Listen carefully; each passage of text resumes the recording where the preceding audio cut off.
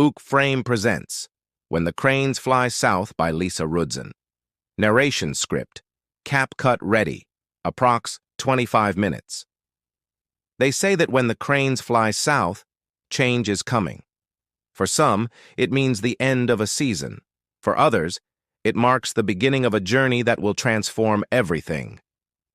In When the Cranes Fly South, Lisa Rudzen weaves a breathtaking and deeply emotional story about family, legacy, and the quiet power of nature to lead us back to ourselves. At the heart of the novel is Annika, a woman standing at a crossroads in life. She has always lived according to rules, other people's expectations, timelines she didn't write, dreams she let go of long ago. After years of putting everyone else first, her family, her job, her routines, Annika begins to realize that she's lost sight of who she is. The story begins when Annika receives unexpected news. Her grandmother's house, an old, weathered cottage by the edge of a forest in the north, has been left to her, a place she hasn't visited since childhood, a place filled with memory, mystery, and the echoes of a simpler time. With her personal life unraveling and her sense of self fading, Annika makes a decision, one that feels less like a choice and more like a calling. She packs her things, leaves the city behind, and heads north, to the place where the cranes fly, to the place where it all began. The cottage is both comforting and unfamiliar, dusty with time, yet alive with memory.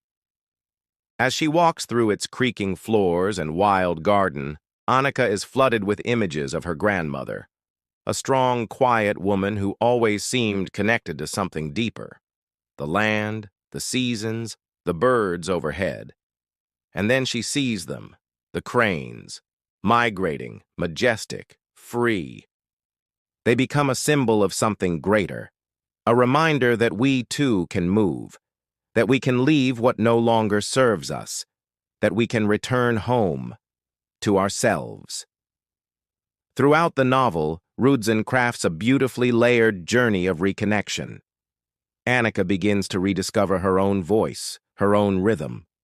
She learns to cook again, to walk barefoot on wet earth, to sit in silence and listen. She reads her grandmother's journals, full of thoughts on life, love, grief, and the sacredness of small things. Slowly, the wall between past and present begins to dissolve. But When the Cranes Fly South isn't just about personal healing, it is also a story about intergenerational wisdom. Through memories and letters, Annika learns of her grandmother's struggles, a woman who, too, once felt trapped, limited, unseen. And yet, she chose freedom. She chose the forest, the solitude, the cranes. She chose to live a life that mattered, not because it was big, but because it was honest. Annika starts to see herself differently, not as someone broken, but as someone in transition. The kind of transformation that doesn't happen overnight, but in quiet, consistent steps. Like the turning of the seasons, like the long flight of the cranes. As the days pass, Annika also reconnects with the small rural community she once knew. Faces from the past, some changed, some exactly as she remembered. She meets Jonas, a man rooted in the landscape, a craftsman, a quiet observer, a reminder of a life lived slowly. Their connection is gentle, unforced, less about romance and more about understanding. Two souls meeting in the right place at the right time. But peace is not permanent. As winter approaches and the cranes prepare for their final departure, Annika is forced to confront hard truths. About grief she's buried, about choices she's postponed, about what she truly wants from the time she has left.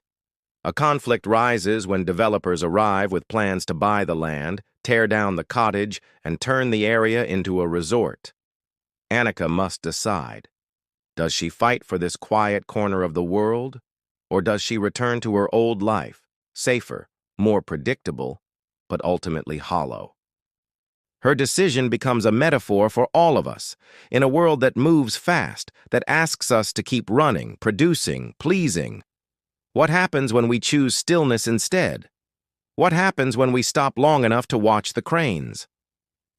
In the final chapters, Rudzen brings the story full circle. The migration ends, the sky's empty, and yet Annika feels full. She has remembered who she is. She has chosen presence over perfection. She has chosen roots and wings. When the Cranes Fly South is more than a novel. It's a meditation on what it means to slow down, to listen, to return to the land and to ourselves. It's about remembering the things we were taught to forget: silence, softness, the seasons of the soul. And when the last crane disappears over the horizon, we realize sometimes flying south isn't about escaping. It's about going home.